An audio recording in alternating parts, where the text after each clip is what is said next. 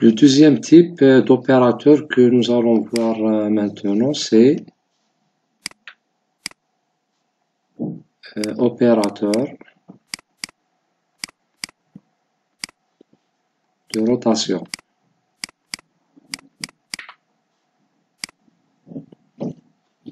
Dans ce cas, nous avons un seul repère nommé repère A avec origine et les deux axes x, y.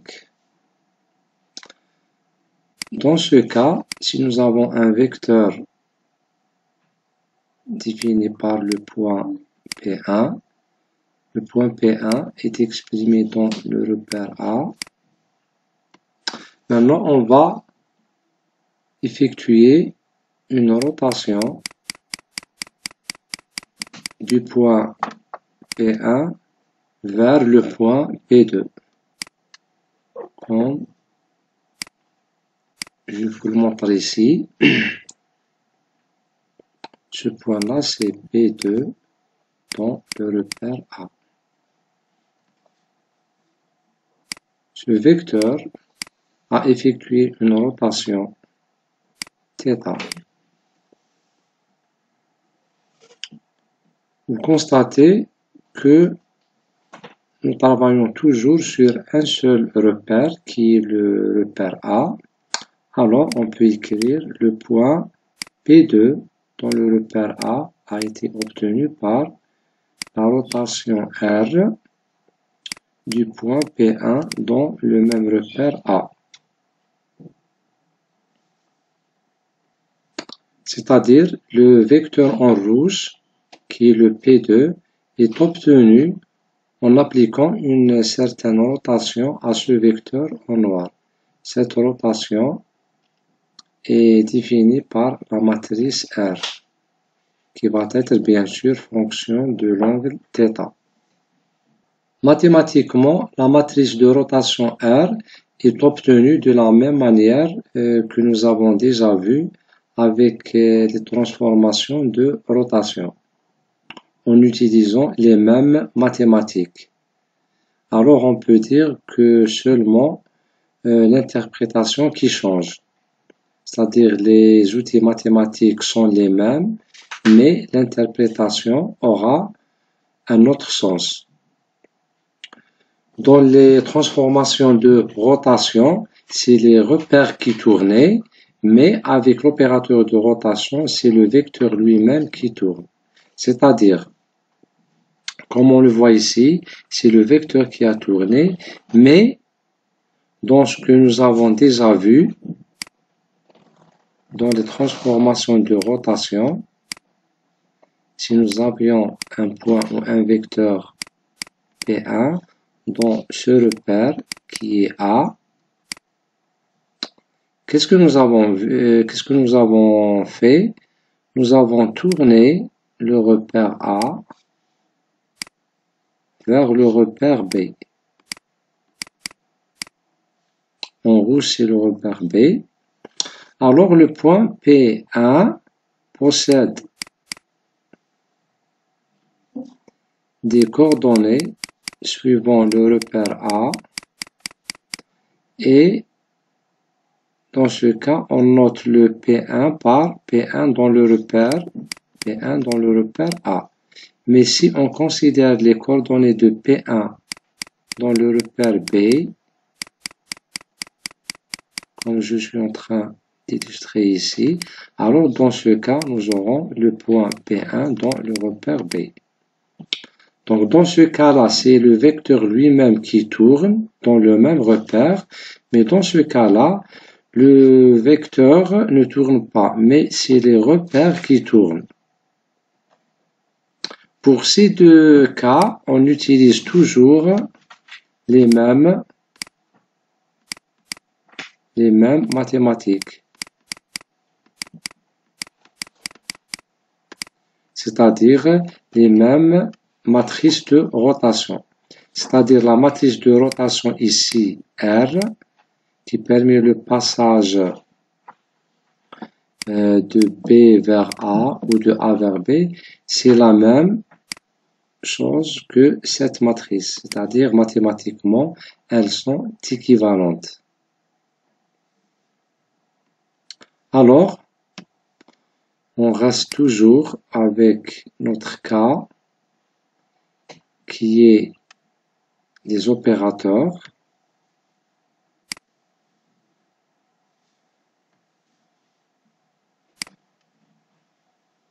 Je vais effacer tout ça.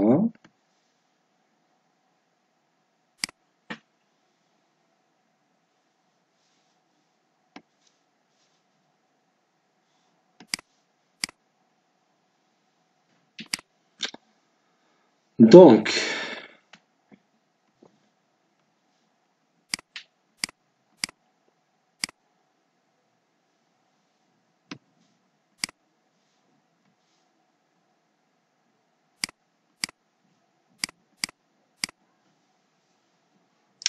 cette matrice R est une matrice de rotation. Dans notre cas, vous voyez bien que la rotation a été faite autour de l'axe Z, comme vous le voyez ici clairement, parce que l'axe Z est perpendiculaire, il est perpendiculaire à ce plan XY. Donc, on conclut facilement que la rotation a été faite par rapport à l'axe Z. Donc, je peux réécrire cette formule pour être plus clair. Donc, je peux dire que P2, le repère A, est égal à une rotation autour de l'axe Z. Je vais le mettre en indice ici. Et la rotation a été obtenue en tournant le vecteur T1 par un angle θ. Donc, cette matrice, c'est la rotation autour de Z d'une quantité θ. Bien sûr, multiplié par P1 dans le repère A. Donc, cette formule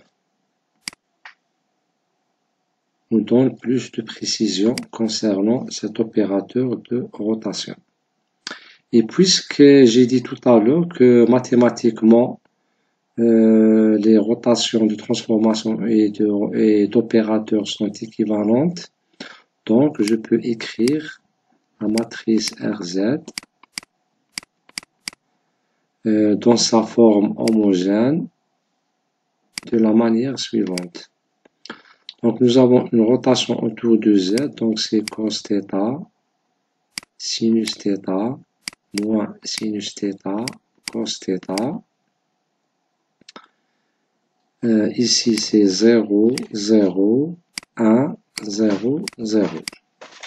Et puisque j'ai une pure rotation, donc la translation va être nulle. Le vecteur de translation sera nul. Ici, bien sûr, j'ai un 1 et ici, on aura 3 zéros. Donc, c'est la matrice de rotation homogène d'un opérateur de rotation. Donc, en rouge, c'est la matrice de rotation autour de l'axe Z. Et en vert, ici en vert, c'est le vecteur de translation. Dans ce cas, le vecteur de translation composé de 3 composantes, on remarque qu'elles sont nulles parce que nous avons seulement une rotation. Il n'y a pas de translation. On appelle cette matrice opérateur de rotation. On va voir ensemble un exemple simple.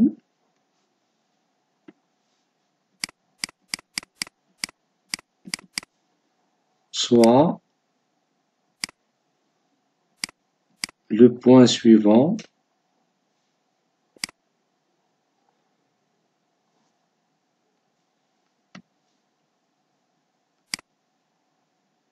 le point P1 dans le repère A. Le repère A, c'est celui-là. Nous avons un seul repère.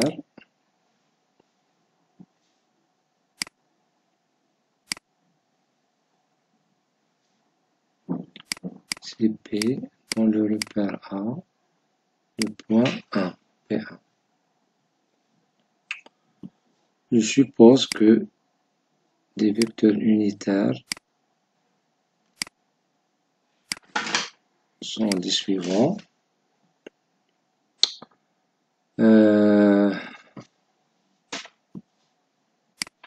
Repère A.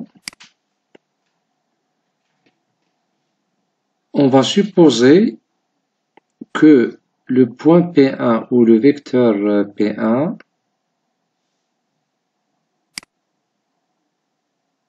ce vecteur, on va supposer qu'il a effectué une rotation de 30 degrés. Ça fait une rotation de la manière suivante d'un angle 30 degrés. Le nouveau point obtenu, c'est le point P2. Mais il reste toujours défini dans le même repère, le repère A. La question maintenant est de trouver les coordonnées du point P2.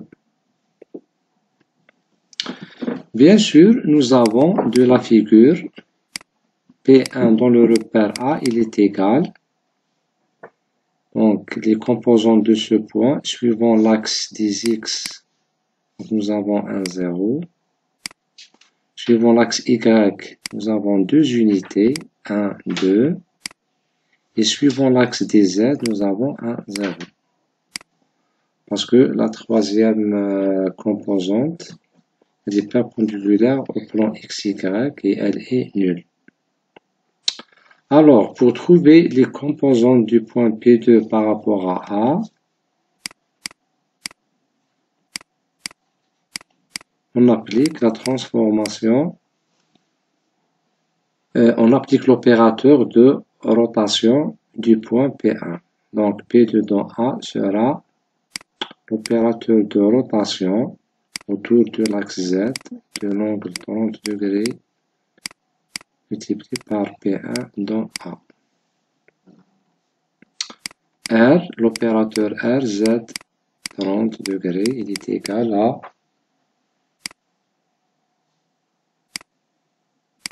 cosinus 30, c'est racine 3 sur 2, c'est 0,86. Sinus 30, c'est 0,5, 0. Ici, c'est moins 0,5, 0,86, 0. Ici, c'est 0,01. C'est la matrice de rotation autour de l'axe Z.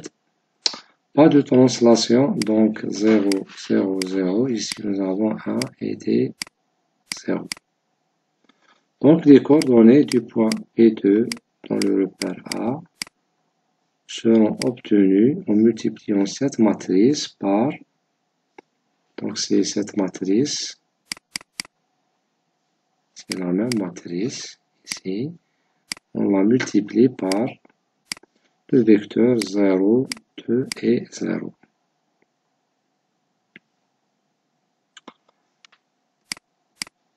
Après calcul, on va trouver moins 1, 1, 73 et 0.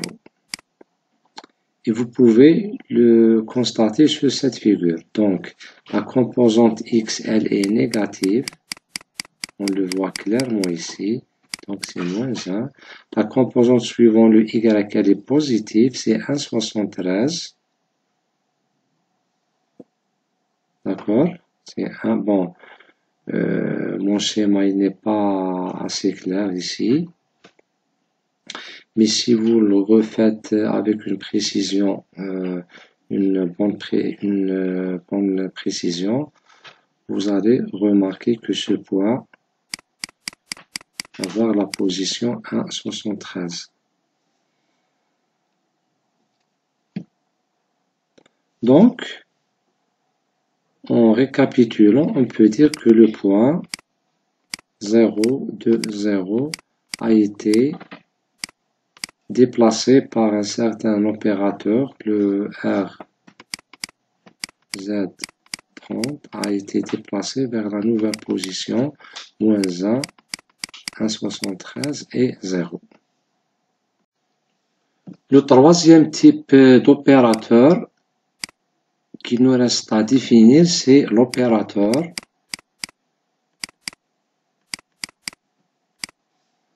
général.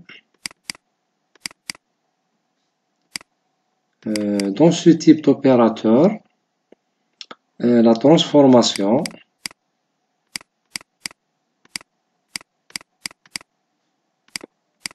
va contenir une translation plus une rotation. C'est-à-dire, dans le repère considéré, c'est-à-dire, nous avons toujours un seul repère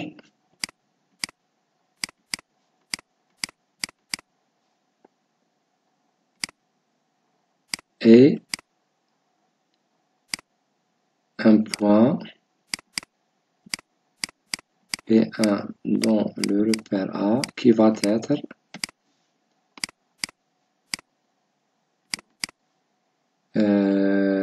transformé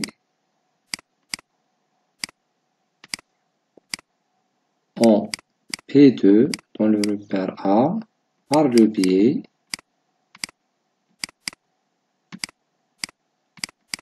d'une translation et d'une rotation.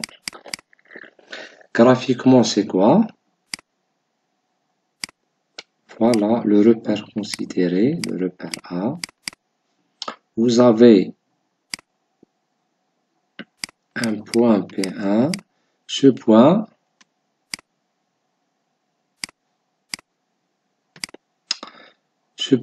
va dans un premier temps subir une rotation vers P2. Ensuite, après avoir subi cette rotation, il va être, par exemple,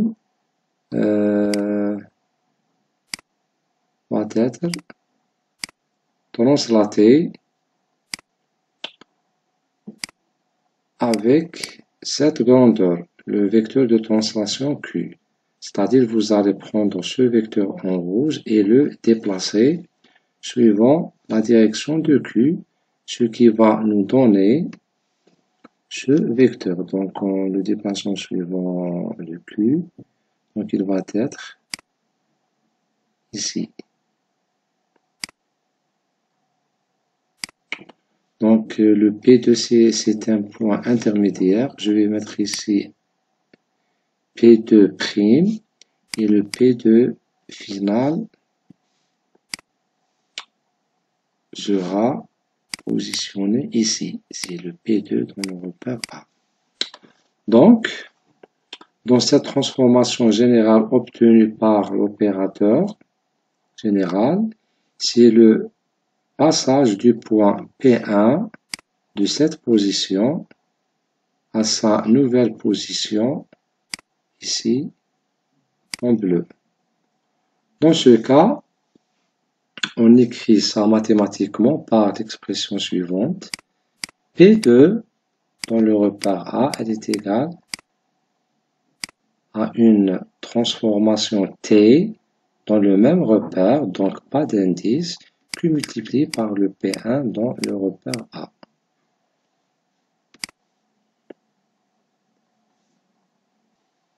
L'opérateur de transformation T va contenir une rotation et une translation. La rotation c'est R, suivant un certain axe Dans ce cas-ci, si les axes sont X, Y, donc la rotation a été faite autour de Z, donc autour de Z, avec un angle θ. Θ, c'est cet angle, θ, et une translation de Q. Donc, c'est QX, QY et QZ. Le Q possède les trois composantes QX, QY et QZ. Et bien sûr, ici, nous avons 3 0 et 1 1. Donc, c'est l'opérateur de transformation homogène de ce type de déplacement. On dit que T, qu'est-ce qu'elle a fait? Elle a tourné le point P1 d'un angle θ, puis elle a déplacé le point trouvé, le point en rouge, elle l'a déplacé de la grandeur QX, QY et QZ. C'est-à-dire, elle a déplacé ses coordonnées suivant ces trois composantes. On va faire ensemble un exemple.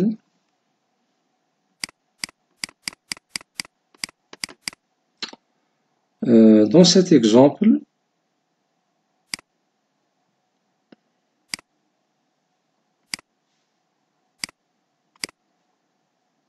nous avons notre repère XY et nous avons un certain point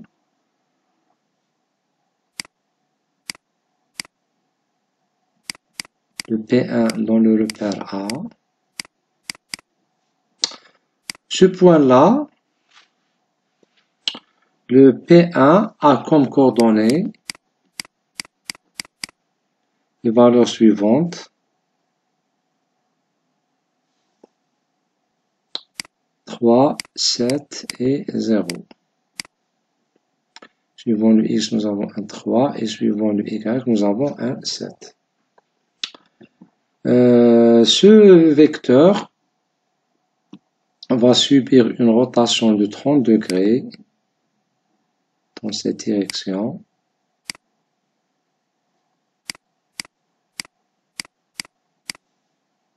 Suivant l'axe Z. Et après avoir tourné, il va être shifté ou translaté suivant donc la translation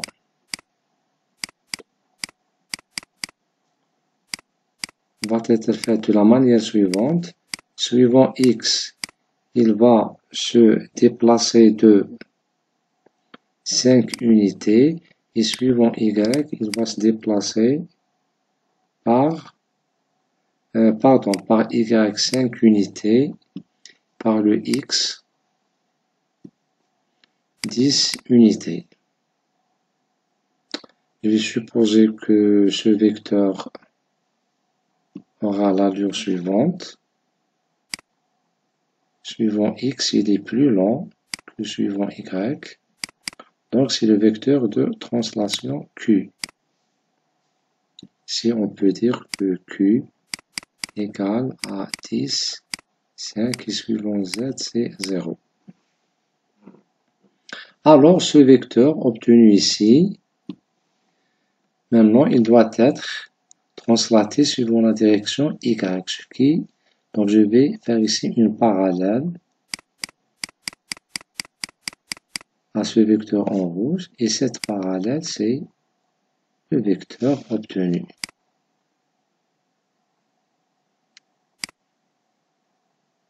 C'est le point P2 dans le repère A.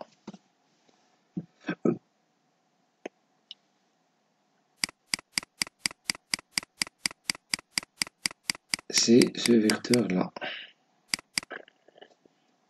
Ok, et ce point, c'est le P2 dans A. Bon, je vais le refaire pour qu'il soit plus clair. Donc, premièrement, nous avons fait une parallèle au vecteur P1. P1', ce point c'est P1', c'est un point intermédiaire. Sa parallèle, c'est ce point, c'est cette droite. Et ici, on aura le point P2 dans le repère A de cette manière. D'accord?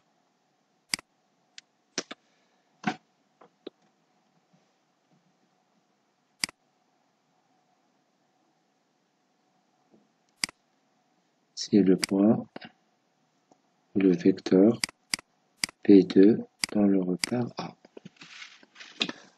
Donc, le point P2 par rapport à A a été obtenu par premièrement une rotation autour de Z de 30 degrés, puis une translation suivant le vecteur Q. Alors, dans ce cas,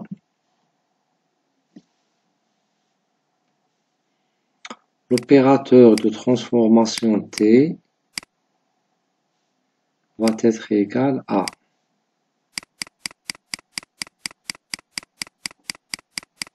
ici 3, 0, ici un 1, ici on va mettre les composantes de Q, donc c'est 10, 5, 0, et ici la matrice de rotation autour de Z d'un angle de 30 degrés, donc c'est 0,86, 0,5, 0, moins 0,5, 0,86, 0 et 0,01.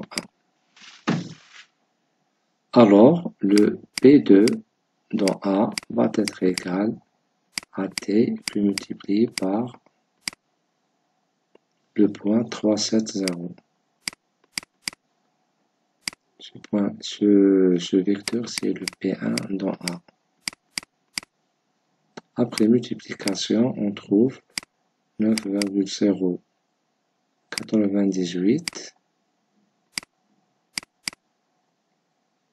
12, 56 et 0. Donc le point, on dit que le point 370 a été transformé au point 9,098, 12,56 et 0 par le biais de l'opérateur T.